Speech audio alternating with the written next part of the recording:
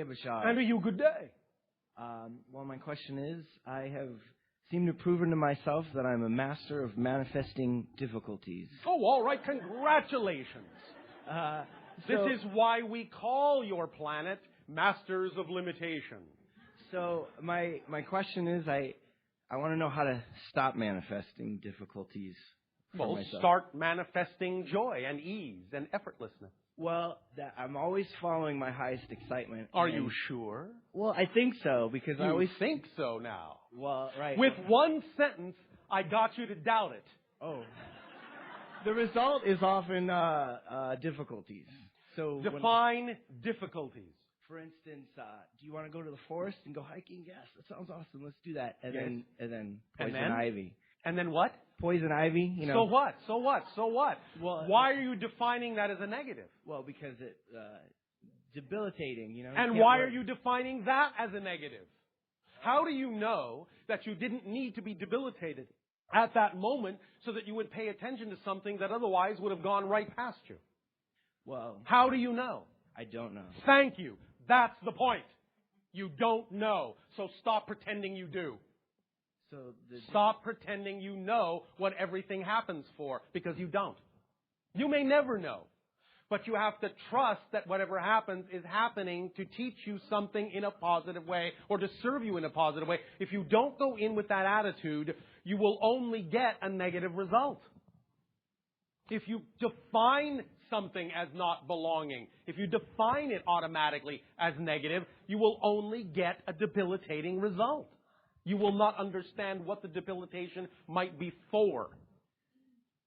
To use your kinds of examples, let's say you wish to get somewhere on your planet and you need to drive one of your automobiles and you become what you humans call stuck in a traffic jam. So what? Most of you need to learn the power of the two-word meditation. So what? Because how do you know that if you had been allowed to zoom down the freeway, you wouldn't have collided with another car? How do you know that by sitting in traffic at that moment, not moving forward, that somebody in another car isn't looking over at you, having had a horrible day, and they see you sitting there being happy that you're stuck in traffic, smiling and singing, and you brighten their day and you make all the difference in their world? How do you know that's not what it was for? You don't. So stop trying to know what everything is for, and you'll have a much happier life. There is a bumper sticker on your planet that sums it all up. Ever since I gave up hope, I feel much better.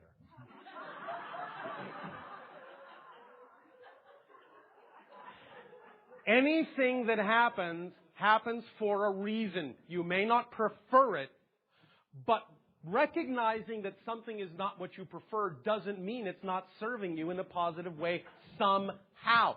You have to stay in the state that allows you to know it serves you in a positive way in order for you to get a positive benefit, even if you never intellectually know that that person in the other car saw you singing.